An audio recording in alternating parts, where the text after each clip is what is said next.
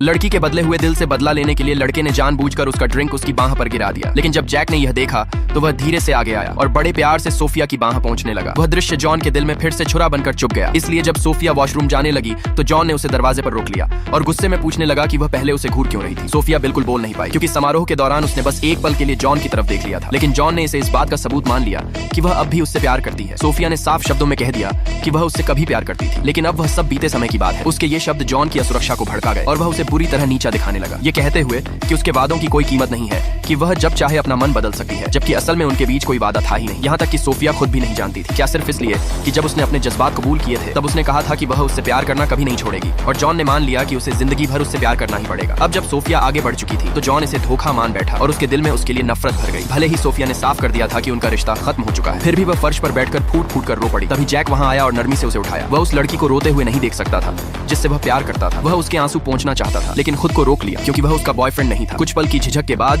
Jack ने वहीं अपने दिल की बात कह दी। सोफिया समझ नहीं पाई कि कैसे जवाब दे। उसे पता था कि जैक उससे प्यार करता है, लेकिन वह अभी तक पूरी तरह जॉन को भूल नहीं पाई थी, इसलिए वह उसके प्यार को अपनाने के लिए तैयार नहीं थी। और उसे यह भी नहीं पता था कि उसे यह बात कैसे समझाए, इसलिए वह बस बार बार सॉरी कहती रही। सोफिया का प्यार को लेकर सिद्धांत साफ था, जब दो लोग साथ हों तो उन्हें पूरी तरह एक दूसरे के लिए होना चाहिए, और इस वक्त वह ऐसा नहीं कर सकती थी। जैक को कहीं न कहीं उम्मीद थी कि उसे ठुकरा दिया जाएगा, लेकिन फिर भी यह बात उसे गहराई से चोट पहुंचा गई। सोफिया उसकी आंखों में देखने की हिम्मत नहीं जुटा पा रही थी, इसलिए उसने बहाने बनाकर उसे वहां से जाने को कहा। जैक ने कहा कि वह यह स्वीकार कर सकता है कि सोफिया अभी उससे प्यार नहीं करती, लेकिन वह चाहता है कि वह उसे कम से कम उसे जीतने का एक मौका दे। उधर जॉन और एना ने खुश जोड़े का नाटक करना बंद कर दिया क्योंकि जॉन हमेशा सच्चाई जानता था। एना बस सोफिया से खुद को बेहतर महसूस कराने के लिए उसका इस्तेमाल कर रही थी। वह सोफिया की खूबसूरती और उसके अमीर परिवार से जलती थी। उसने हमेशा सोफिया को अपनी प्रतिद्वंद्वी माना और जॉन के सामने लगातार उसकी बुराई करती रही। पूरे स्कूल को सोफिया के जॉन से अपने प्यार का इजहार पता चलना भी एना की ही साजिश थी। उसने पीछे से सब फैलाया और सोफिया को उस खलनायिका की तरह पेश किया जिसने किसी और का आदमी छीन लिया हो।